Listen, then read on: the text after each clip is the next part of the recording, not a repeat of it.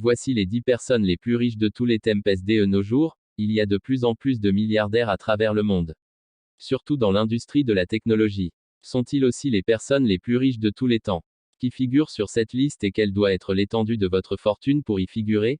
La liste ci-dessous révèle les 10 personnes les plus riches de tous les temps.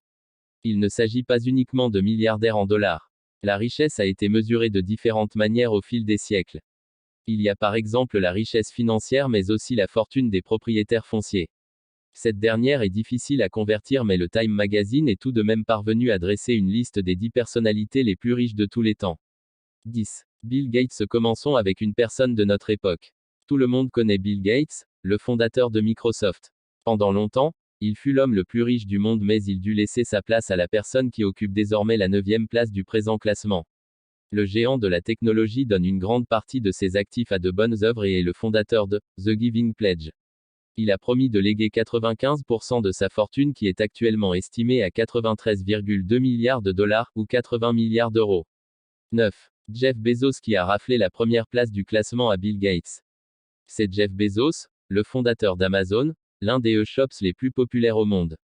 Celui-ci a également fondé Blue Origin, une entreprise avec laquelle il veut capitaliser sur le tourisme spatial, abordable. Enfin, il a également acheté le Washington Post. Sa fortune, 141,3 milliards de dollars, 121 milliards d'euros. 8. Alan Rufus. Nous nous plongeons dans le passé pour faire la connaissance d'Alan Rufus. Il a vécu de 1040 à 1093 et était le neveu de Guillaume le Conquérant. Avec son oncle, il a remporté la conquête normande de l'Angleterre et cela lui permit de posséder un gigantesque terrain dans le nord de l'Angleterre. À sa mort, il détenait 11 000 livres, 12 500 euros. Bien que cela ne semble pas beaucoup, cela représentait à l'époque 7% du PNB de l'Angleterre. À l'heure actuelle, sa fortune serait d'environ 166 milliards d'euros. 7. John D. Rockefeller. Au cours du XXe siècle, ce milliardaire était un célèbre magnat du pétrole. Il décéda en 1937 à l'âge de 97 ans. C'est à lui que l'on doit la création de la Standard Oil Company, la plus grande société pétrolière des États-Unis. À un moment donné, il possédait 90% de tout le pétrole. Cela ressemblait trop à un monopole et la société fut divisée en 34 petites entreprises. Parmi celles-ci existent encore ExxonMobil, Chevron et BP. John D. Rockefeller a également été le premier homme à amasser 1 milliard de dollars. Converti, sa fortune reviendrait à environ 400 milliards de dollars, 343 milliards d'euros. Le premier milliardaire en dollars était, comme Bill Gates et Jeff Bezos, un philanthrope. Il a dépensé beaucoup d'argent pour de bonnes causes et a investi 250 millions de dollars dans sa propre organisation, la Rockefeller Foundation. Cette organisation est principalement venue en aide aux États-Unis après la Première Guerre mondiale. 6. Andrew Carnegie. La révolution industrielle n'a pas seulement mis Rockefeller sur le devant de la scène. Andrew Carnegie était également de la partie. Celui-ci a principalement bâti sa fortune au XIXe siècle et est décédé en 1919. Andrew Carnegie a laissé l'industrie pétrolière à Rockefeller et s'est concentré sur l'industrie de l'acier avec la Carnegie Steel Company. Sa fortune est estimée à 404 milliards de dollars, environ 347 milliards d'euros. Avec sa richesse, il a construit pas moins de 1689 bibliothèques publiques. À ses yeux, il était important d'investir dans la connaissance et il a aussi injecté plusieurs dizaines de millions de dollars dans l'éducation américaine. 5. Joseph Staline. Une personnalité pas des plus agréables mais, qui dit pouvoir, dit forcément argent. L'ancien leader de l'Union soviétique est décédé en 1953. À l'époque, il était le dirigeant, ou souverain absolu, de l'une des plus grandes nations du monde.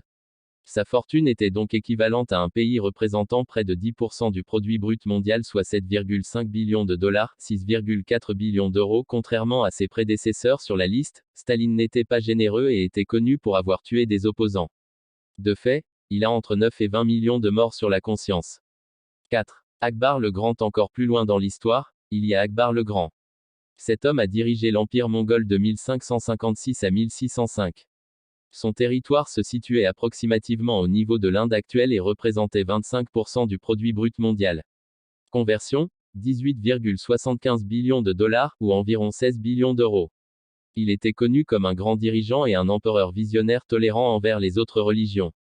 3. Song Shenzong. Le top 3 commence également par un empereur, mais celui-ci a commencé à régner bien avant Akbar le Grand. Song Shenzong appartenait à la dynastie chinoise des Song et a régné de 1067 à 1085.